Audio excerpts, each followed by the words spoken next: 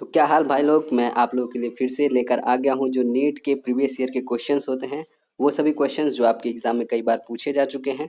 तो मेरे साथ आप लोग भी क्वेश्चंस का आंसर अपने मन में ही टिक करते रहेंगे, ठीक है। तो ये सभी क्वेश्चंस नीट के लिए इम्पोर्टेंट हैं क्योंकि ये कई बार रिपीट कर चुके हैं और वो रिपीटेड क्वेश्चन ही मैं आप लोगों के लिए लेकर आया हूँ। तो ठीक है, तो फिर आप लोग मेरे साथ ही क्वेश्चन का आंसर बताते रहेंगे, ठीक है, अपने मन में। तो देखिए पहला क्वेश्चन देखिए, space in the jaw bone occupied by the teeth is called.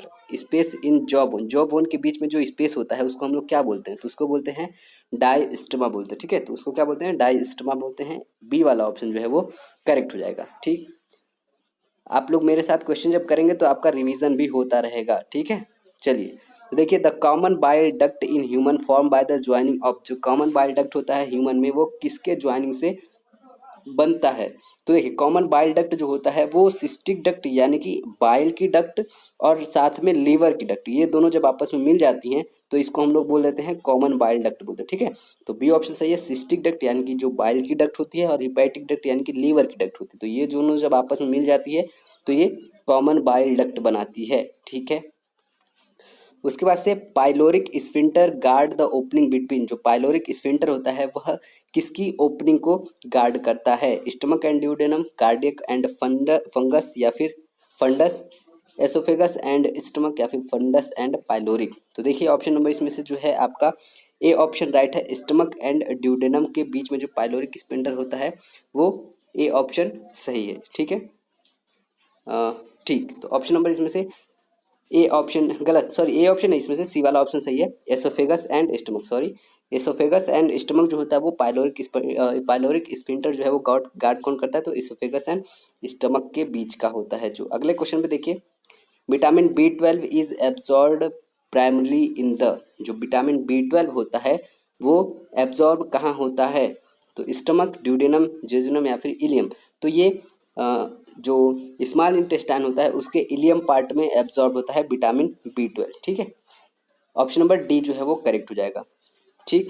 अगला क्वेश्चन देखिए 5 number, which of the following hormone secrete A gastric secretion. तो कौन सा हार्मोन है जो गैस्ट्रिक सिक्रेशन सीक्रेट करता है? तो ऑप्शन नंबर इसमें से गैस्ट्रिन जो है वो होगा, कि जो गैस्ट्रिन होता है, गैस्ट्रिन से जी सेल और भी जो निकलते हैं, तो ये क्या करते हैं? गैस्ट्रिक सिक्रेशन कहाँ से निकलते हैं? तो गैस्ट्रिन हार्मोन से निकलते हैं। ऑप्शन नंबर बी जो है वो राइट हो जाएगा। अगला देखिए, पेलाग्रा एक ऐसी डिजीज होती है वो किसकी डिफिशियंसी और किस विटामिन की कमी से होती है पेलाग्रा? तो vitamin B3, vitamin B12, vitamin B6 या फिर विटामिन B1। तो ऑप्शन नंबर इसमें से जो है वो ए वाला से हो जाएगा, विटामिन B3, जो कि एक वाटर सॉल्युबल विटामिन होता है। तो वाटर सॉल्युबल विटामिन जो होते हैं बी और सी होते हैं, ये याद रखिएगा, BC।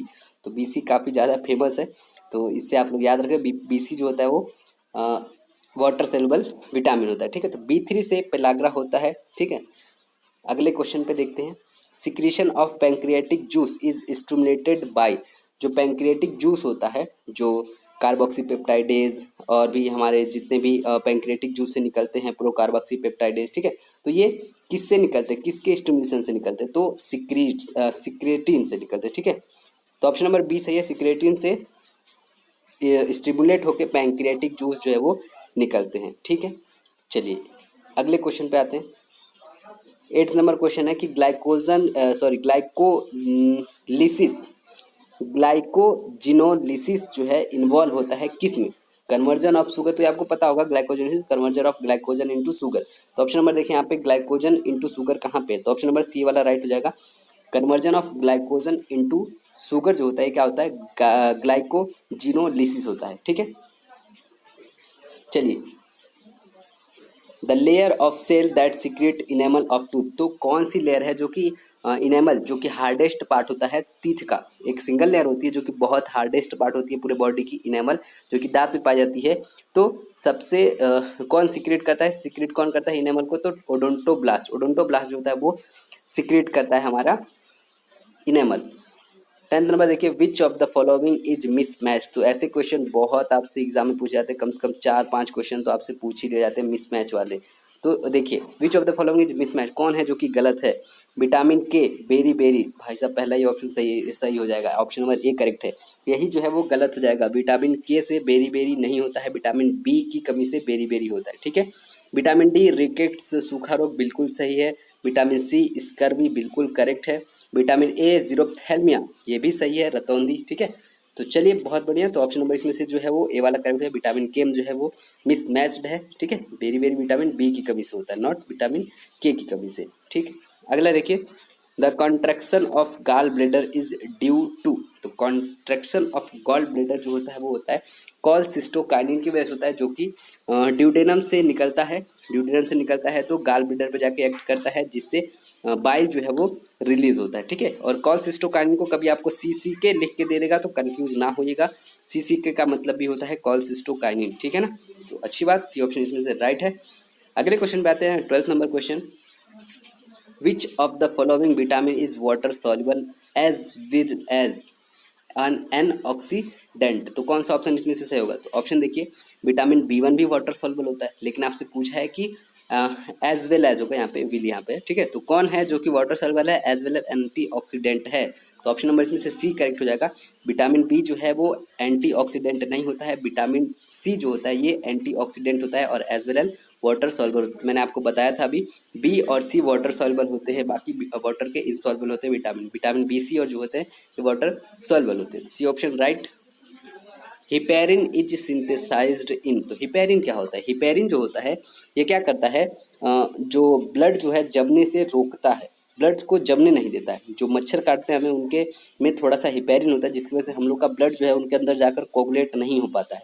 तो जो हिपेरिन हम लोग की बॉडी में सिंथेसाइज्ड होता है वो होता है हम लोग का लीवर में। तो ऑप्शन नंबर इसमें से ए सही है, लीवर में हिपेरिन सिंथेसाइज्ड होता है, यानी कि बनता है।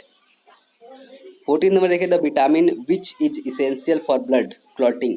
कौन सा है जो कि ब्लड क्लॉटिंग के लिए इंपॉर्टेंट होता है? तो विटामिन ए नहीं, विटामिन बी भी नहीं, विटामिन सी भी नहीं, तो विटामिन के जो होता है ये इंपॉर्टेंट होता है ब्लड क्लॉटिंग के लिए। तो ऑप्शन नंबर डी जो है वो राइट हो जाएगा।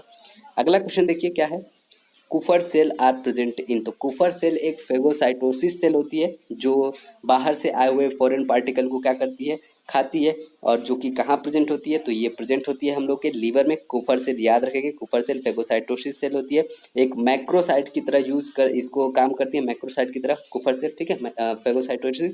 और ऑप्शन नंबर ए सही है, लीवर में ये प्रेजेंट होती है, ठीक है।